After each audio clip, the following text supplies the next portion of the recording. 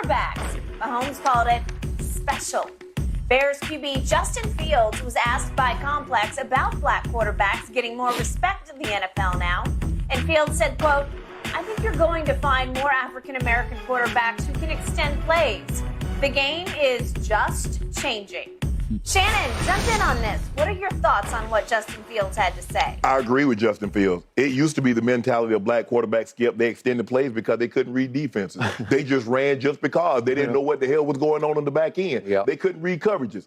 But we know that's not the case. The criticism was the dual threat quarterback, the scrambling quarterback, Skip. They lack poise. They lack discipline. Yep. There are a lot of Lamar Jacksons. There are a lot of Justin Fields that came along before Justin Fields and Lamar Jackson that got switched. You play wide receiver, you are running back, or you move to a defensive back. Yep. They didn't get the opportunity. But lo and behold, they're like, well, damn. If this play is not ideal, what do we do now? Well, the athletic, the mobile quarterback can get out of harm's way. Now you got Josh Allen. Now you got Joe Burrow. Now you got even white quarterbacks that are athletic. You do. It is an eyesore. It is a dinosaur to now all of a sudden to just be Peyton Manning, to just be Tom Brady. Skip, that's a thing of the past now. Even the white quarterbacks are coming with duality. Yeah, even that Pickett kid in Pittsburgh, he can move now. Absolutely, Skip. So I just think the thing is now is that the guys, because defenses are getting more complex, the coverages are getting more exotic, you better have somebody that can get out of harm's way. Unless you got if you got the Eagles offensive line, you can have a guy just stand back there and pat the ball. Yeah. Okay, fine. But what's the likelihood of that happening? Not very good. And so things that they used to use to criticize black quarterbacks now is an asset. And now you want, hell, even the white quarterback, is he mobile? Can he get out of harm's way? A fact. When the play breaks down, Skip, when we call two-jet flank a drive, oh, that ain't there. Can he do something off script? Justin Fields, Lamar Jackson. And guess what? We got two now. Jalen Hurts in the quarterback mode. That was one of the things that I didn't know Patrick Mahomes could run like he could. Because I never really saw it in college. I only saw him like a handful of times. The one game was against Oklahoma, and he threw for like a zillion yards. He did. Well, we knew he could throw the ball. But I absolutely agree that given these guys getting these opportunities, and we starting to see these guys show up in the Super Bowl. We see them showing up in the Super Bowl with greater regularity, Skip. So guess what? It's a copycat league. That's what everybody does. Oh, they got one of them and they got to the Super Bowl. Well, we better go get us one. And we better go get us one. Because that's all they do. They just copy because everybody, I want to drop back quarterback, pocket passer, pocket. Okay. Stay your butt in the pocket and see what happens to you. All right. I hear everything you just said. A quick history lesson. The first two, and I'm going to go to the word great black quarterbacks I covered and had the privilege of being around and close to, were James Shaq Harris out here with the Rams in L.A. and Doug Williams out of Grambling, Tampa both out Bay. of Grambling. Both of them out of Grambling. They were as pure a pocket passer as you will ever see. We're talking about tall men. James was maybe 6'4"-ish, and Doug was at 6'5", maybe. They're tall, rocket-armed pocket passers who could read it and see it and fling it. And Doug broke through as the first black quarterback, obviously, to be the winning quarterback in a Super Bowl. Just for the record, that worked. Just for the record, there was a time in this game where the white quarterbacks ran around too. Fran Tarkenton. Hey, listen, thank you. You took the two right out of my mouth because my favorite all-time Dallas Cowboy quarterback is nicknamed Roger the Dodger. Because he ducked and dodged. He won the Heisman Trophy at Navy because he was running like a wild man. He was berserk as a runner to a fault. He got his collarbone broken in a preseason game because he just ran too much. And finally, later, he didn't get he went to Vietnam on his Navy assignment. Didn't come until he was 28 into the NFL and lasted to 38. But the last 4 years, he had to dial it way back down because if you're going to keep running outside the pocket, you're going to get banged up. And he got banged up too much. Listen, the kids won't know this, but Fran Tarkenton, go YouTube this one. He was as great an escape artist in the pocket as I have ever seen. Now, he wouldn't go downfield. He was escaping to create and run. I mean, to throw the ball. So he's just wheeling and dealing. He's Houdini in the pocket, and they couldn't get him down because he was so quick and elusive in and around the pocket. He could just extend plays for what seemed like hours until he finally found somebody downfield who had uncovered. And he had the touchdown record before Marino broke it. He did.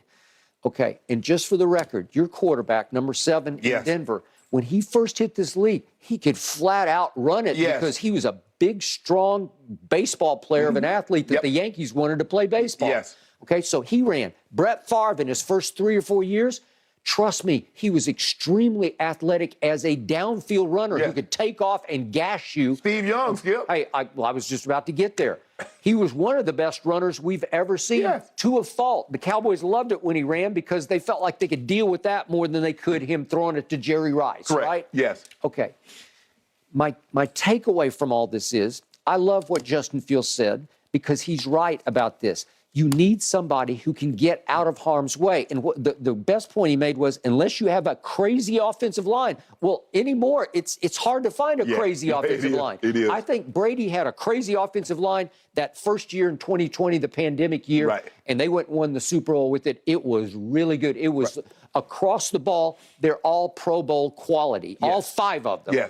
It will work. And if you put Gronk in the mix, he's as great a blocking tight end and pass protecting tight end as you can find. Now you can protect the 43-year-old going on 45-year-old, right? Okay, my final takeaway is, and I think you know this in your heart of hearts, Mr. Fields, you have to accept the fact that he took my breath away. I've never seen things. He was like Eric Dickerson last year. I didn't know he had that. I didn't see that at Ohio State. You didn't see it at Ohio State. I didn't see it. Well, God bless you, young man. But in the end, however far you go in this league will be how you throw the ball from the pocket. You have to do it. In the end, we saw Brady and Peyton and Marino, those 3. They were just statues in the pocket. And yet they could win from the pocket because you can. In the end, it's who throws the ball the best will win. Whoever throws the ball the best on Super Bowl Sunday will win the game. Can Jalen hurt you with? Yes, he can. Can Mahomes get loose and just chug up the field? I've never seen anything like him. He looks like he's going about 1 mile an hour, but it works. It works. And when he gets in high gear, it really, because he's got shortstop in him. He's got supreme athletic ability and his escapability outside the pocket. He hurts you more just creating outside the pocket. Well, Marino could stay in the pocket, Skip, because he was going some season, he was getting sacked 7 times in a season. In a 16-game season, he was getting sacked 7 times. He was getting sacked 9, 10 times. Well, you can stand in the pocket if you're not going to get sacked. And Brady has always mastered the thing, Skip. Nah, I'm throwing the ball away. Peyton was so good at play action. He held the defense. You had to. Did he hand the ball off to Edgerrin or one of these running backs, or does he still have it? But in today's game, Skip, quarterback's going to have to be mobile. But the thing that you said, you named all those quarterbacks. They never got the labels that the black quarterbacks got for doing the exact same thing that they did. It was the flip side. They got glorified for it, and the black quarterbacks got doxed for it. Got demonized for it. They did. Like, oh, that's all you can do? Yes. No, I can do it. And that's why I said the first 2 that broke through were as pure a pocket passers as you'll ever find. And they could beat you just standing still in the pocket. Because Doug and Shaq Harris, I don't think they could run much at all. Neither one of them. No. Okay? So this position can be played a multitude of ways, but in the end, your arm is going to have to carry you to the Super Bowl. Well, the Eagles in the Super Bowl not because of Jalen's legs, but because of his arm. He recreated himself. He turned himself into a very good pocket passer. So what we've seen, Skip, in the last 5 or 6 years, we've seen Cam go. We've seen Mahomes. This is his 3rd time. Now we see Jalen Hurts. We see as many black quarterbacks getting as a starter into the Super Bowl as the white quarterback. All right. And Lamar won the MVP in his 2nd season. And I don't care. I dare you to go break down the tape. He was killing people from the pocket. He threw 36 touchdowns. He's throwing darts. I mean, flat out darts hitting bullseyes with dart throws. I didn't know he had that in him. But he did that with hard work, and he made himself into something nobody saw coming out of Louisville. Right? And same for this guy. A lot of doubts about him. I didn't have any. But he did come out here to my friend Tom House, who worked with Brady and Breeze and all the great white quarterbacks, and he said, show me. Oh, okay, I can a nuance here. I'll throw a little bit more over the top, and you got to work your tail off that. It's muscle memory where you practice it so many times it starts to come naturally under fire. As we talked about, Tebow never could get. Tebow came out and worked with Tom House, and then he'd get under fire in Denver, and he would just unravel. He would just start throwing it down here, throwing it sidearm. You've got to be able, Skip, that's when you become so comfortable that you trust that the training and what you've gone through is that I'm okay. And not revert back. And you look at Jalen. Even when he's under fire, he's like, I'm going to stick with what I came out here to learn. I'm not going to undo it under stress. And he's in Super Bowl 57 for one reason, that arm. Yes, he can run. But it was because of his arm. And Mahomes have won some games because of his legs, but we know Mahomes, he's here because of that arm. It just is. In the end, Justin Fields, however far you go in this league, it'll be how you throw the football. They're going to make you to make a throw. I don't care how great your legs are. Teams will eventually, they will make you make a play with your arms. If your legs is your asset, Tom Brady, Skip, we got to get Tom off that mark. We want to move him 2 yards to the left or 2 yards to the right. But we do not want him to stay in that phone booth. But, hey, I want Jalen Hurts to throw the ball from the pocket. I don't want him to get outside. You got to make him beat you with his arm because you know what he'll do with his legs. Yeah, I agree. Interesting. But it is a new world. It absolutely is. Showdown 2 Sundays from now, guys. The Super Bowl here on Fox. Hey, Shannon, guess what? Your Lakers won last night. Yeah, what we do. That's what we do. Should be discouraged, even though we will explain coming up on the other side of this break.